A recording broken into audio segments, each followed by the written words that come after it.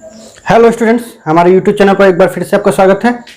आज हम लोग देखेंगे क्लास 10th मैथमेटिक्स में 10वीं कक्षा के गणित में हम देखेंगे कोण समद्विभाजक प्रमेय। ये एक महत्वपूर्ण प्रमेय है, कोण समद्विभाजक प्रमेय। तो एग्जाम के लिहाज से ये महत्वपूर्ण है, इसको हम लोग देखेंगे आज बहुत ही अच्छे तरीके से। तो आइए प्रमेय क्या बोलता है उसको पहले समझते हैं। प्रमेय बोलता है कि त्रिभुज के किसी कोण का समद्विभाजक उस कोण को बनाने वाली भुजाओं के अनुपात में सम्मुख भुजा को विभाजित करता है।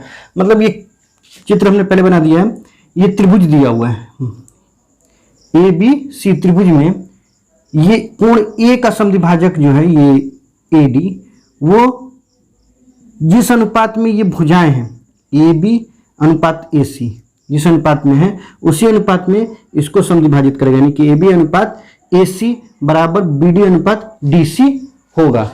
ये हमको सिद्ध करना है, ठीक। तो अच्छा, अब हम लोग लिखते हैं, शुरू करते हैं, सिद्ध करने स्टार्ट करते हैं। दिया है, सबसे पहले हम लोग लिखते हैं कि दिया है। क्या दिया है हमारे पास?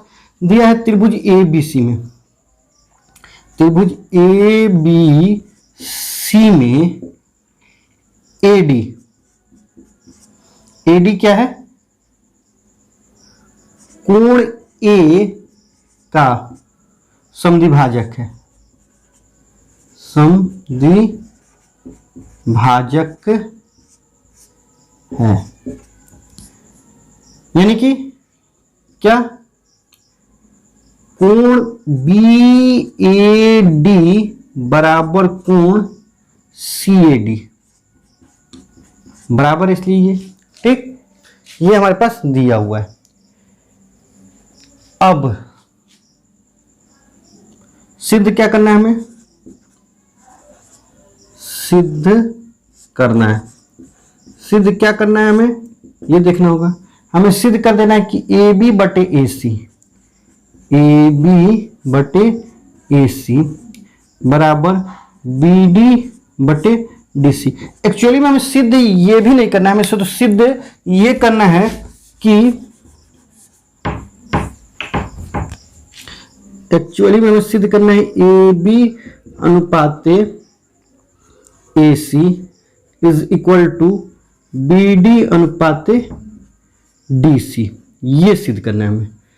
लेकिन यही तो है, इसको अगर हम ऐसे नहीं लिख सकते क्या? ए बी अनुपात ए सी को हम ए बी बटे ए सी और बी डी अनुपात डी सी को हम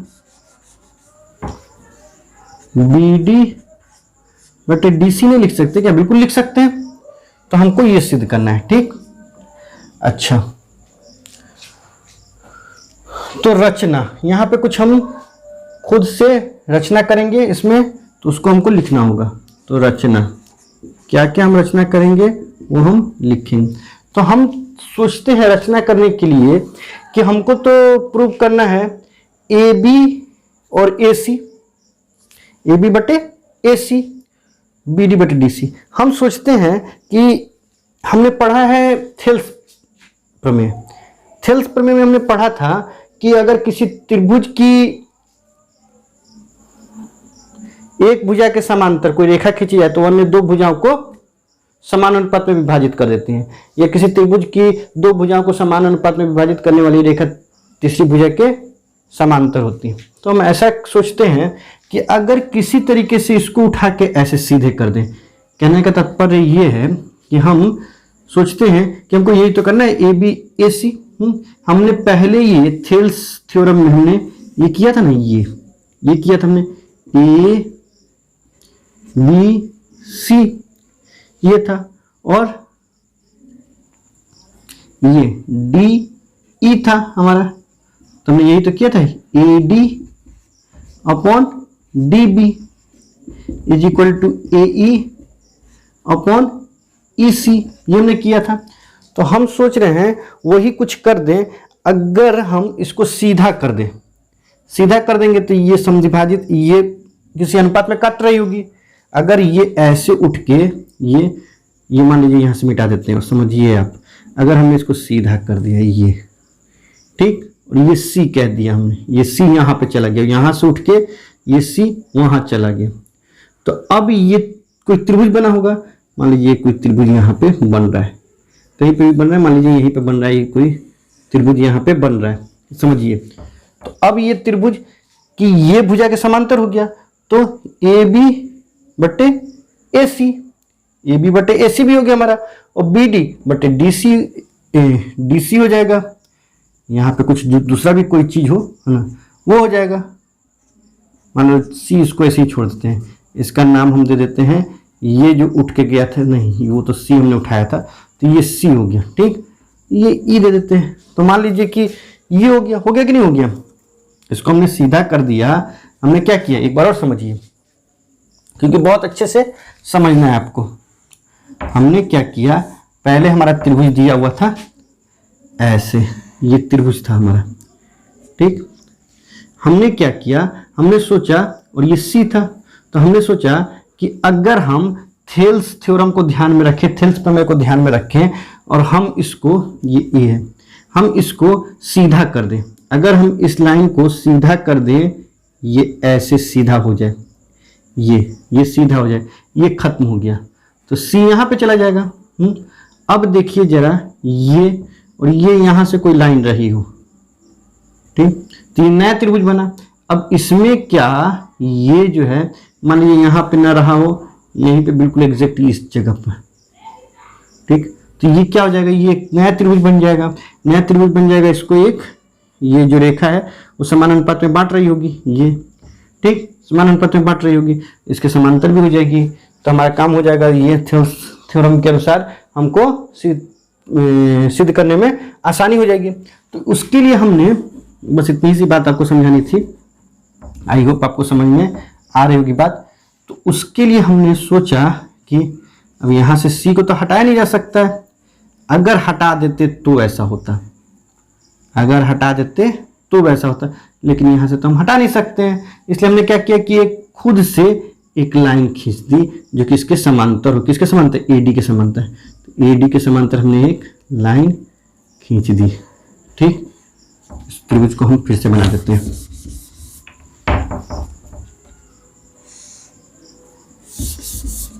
ओह यार,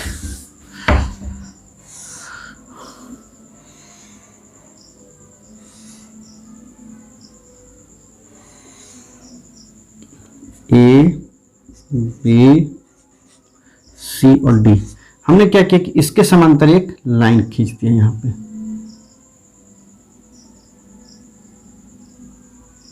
लाइन खींच दिया, ठीक, इसके समांतर एक लाइन खींच दिया, और इसको हमने आगे बढ़ा दिया, ठीक।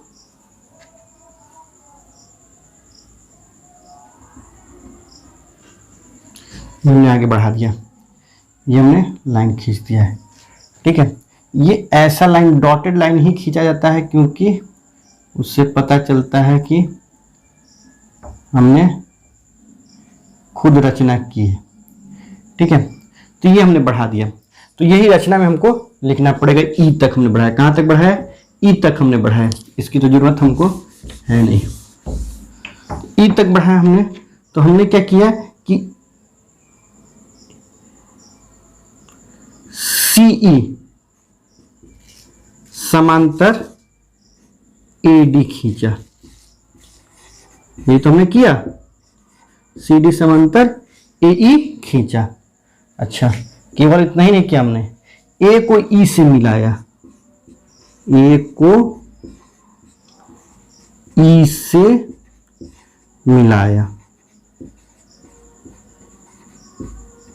ये किया हमने।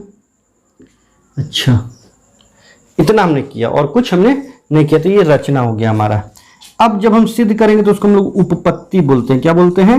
उपपत्ति। तो आइए अब हम लोग सिद्ध करते हैं, ठीक। तो अब हम देखते क्या हैं कि ये और ये मतलब AD समांतर है EC के, AD समांतर है EC के। तो ये जब AD समांतर है EC के, तो देखिए ये AD है, हम ऐसे समझा रहे हैं आपको, ये AD है और ये EC है, ये है ना दो लाइन, ये लाइन और इस लाइन को कंसीडर कीजिए, इसको ढक दीजिए और इसको एक ट्रांसवर्सल यानी कि तिर्यक रेखा प्रतिच्छेद करती है जो कि AC है, ये वाली रेखा प्रतिच्छेद कर रही है। तो क्या ये कोण और ये कोण बराबर नहीं होंगे? ये कोण, ये वाला कोण और ये कोण बराबर नहीं होगा? बिल्कुल होगा। क्यों? क्योंकि एकांतर युग्म है। तो कोण CAD बराबर हो जाएगा, इसलिए कोण CAD बराबर हो जाएगा किसके? कोण ACE के, कोण ACE के। क्यों हो जाएगा? यहां पे लिख देते एकांतर युग्म। क्या कहेंगे? एकांतर युग्म। ठीक, ये वाली बात समझ में आ गई। ये तो हमने आपको समझाने के लिए किया था। अब जरा हम देखते हैं कि ये दोनों समांतर हैं, तो अब हम देखते हैं कि AD समांतर है, AD समांतर है EC के समांतर है। ठीक, और अब की हम देखते हैं इन दोनों रेखाओं को एक ट्रांसवर्सल ये है। ठीक, थोड़ा और छोटा होता तभी तो होगा। ये ट्रांसवर्सल जो है, एक ये जो लाइन है इसको B कह रहे हैं, ये वाली लाइन है ना, यहीं तक रहने दीजिए क्योंकि ये यहां से मिल जाएगा। तो ये वाली लाइन इन दोनों को कट कर रही है। ठीक, कट कर रही है। तो हमने बोला कि ये कोण, कौन सा कोण? ये कौन सी लाइन? ये है, इसको भूल जाइए, ये भूल जाइए, थोड़ी देर के लिए भूल जाइए, इसको कट कर रही है। ठीक, तो ये कोण, इस कोण को बीच करके ये कोण, तो ये कोण और ये कोण क्या हो गए? ये दो कोण हो गए संगत कोण। तो संगत युग्म बराबर होते हैं जब, अब इसको मिला दें, ये समझ में आ गया होगा। ये कोण, हम इस कोण की और इस कोण की बात कर रहे हैं, ये संगत कोण है, संगत कोण बराबर होते हैं, इसको मिला देते हैं। ठीक, संगत कोण बराबर होते हैं। तो कोण BAD, कोण BAD बराबर कोण, इसका नाम AEC कह देते हैं,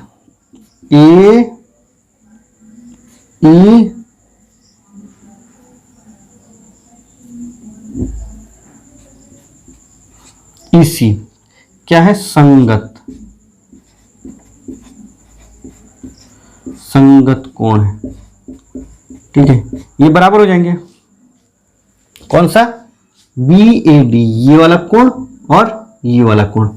अच्छा, इसको हमने फर्स्ट कह दिया, इसको हमने सेकंड कह दिया और इसको हमने थर्ड कह दिया। ठीक, इतनी बात आपको समझ में आ गई होगी। हम इसको मिटा दे रहे हैं, अभी हमने कह दिया। अब हम देखते हैं कि इतना हमने कर दिया। अब इतना करने से हमें क्या है कि अगर हम किसी तरीके से ये प्रूव कर दें कि AC इक्वल है AE के, AC इक्वल है AE के, तो ये जो हम उठा के इधर ला रहे थे, उसकी कमी को AE पूरा कर देगा और हमारा क्या बन जाएगा? थेल्स प्रमेय बन जाएगा। थेल्स प्रमेय बन जाएगा, तब ये गायब हो जाएगा। मान लीजिए AC अगर AC के बराबर हो जाएगा तो इसको अगर गायब कर देते हैं तो थेल्स बन जाएगा। तो हम कह देंगे AB बटे AC is equal to BD बटे DC। ठीक, तो हम यही करने का प्रयास कर रहे हैं। अब वैसा करने के लिए हमको ये दोनों कोण को बराबर कहना था और ये दोनों कोण लगभग बराबर हो चुके हैं। अब देखिए, ये ACE किसके बराबर है? CAD के, इसके बराबर है। और ये AEC किसके बराबर है? BAD के बराबर है। और ये दोनों के बराबर अगर इसके बराबर ये है और इसके बराबर ये है और इसके बराबर ये है और ये दोनों बराबर है, तो क्या ये दोनों बराबर नहीं होंगे? तो 1 2 और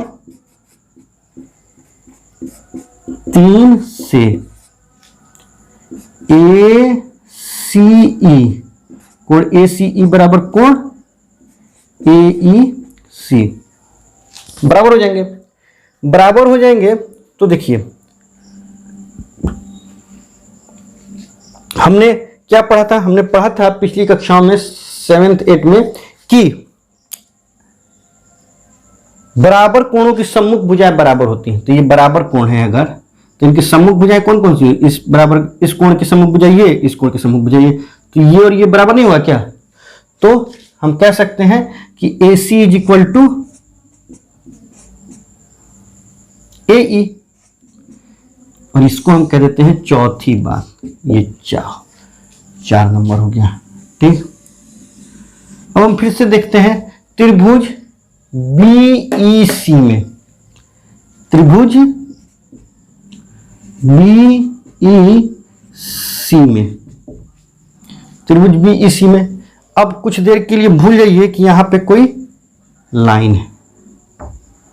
ठीक है, भूल जाइए कि ये कोई लाइन है। त्रिभुज BEC को ध्यान से देखिए, त्रिभुज BEC को। अब हमने बोला था कि AD जो है समांतर है EC के, AD समांतर EC, AD समांतर EC हमने कहा था। तो क्या हो जाएगा ये? तो क्या AB बटे AE, AB BA को हम AB कह सकते हैं, AB बटे AE चूंकि इसलिए AB बटे AE बराबर BD बटे DC ही हो जाएगा,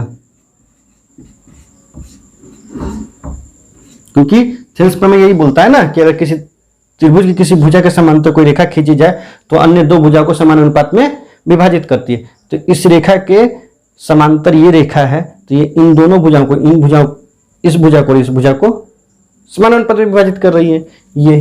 तो क्या क्यों लिखा हमने? थेल्स प्रमेय से, थेल्स प्रमेय से, प्रमेय से ये हो गया। ठीक, अब देखिए लेकिन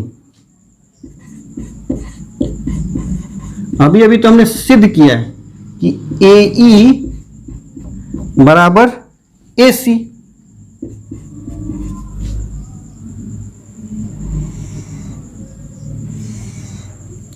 AE बराबर AC हमने अभी प्रूव किया। तो क्या हम ये नहीं कह सकते कि AB बटे AC, AE को AC कह सकते हैं? बिल्कुल कह सकते हैं, इज इक्वल टू BD बटे DC। तो हम जो सिद्ध करना चाहते थे वो सिद्ध हो गया, AB बटे AC is equal to BD बटे DC। ठीक, तो सिद्ध हुआ।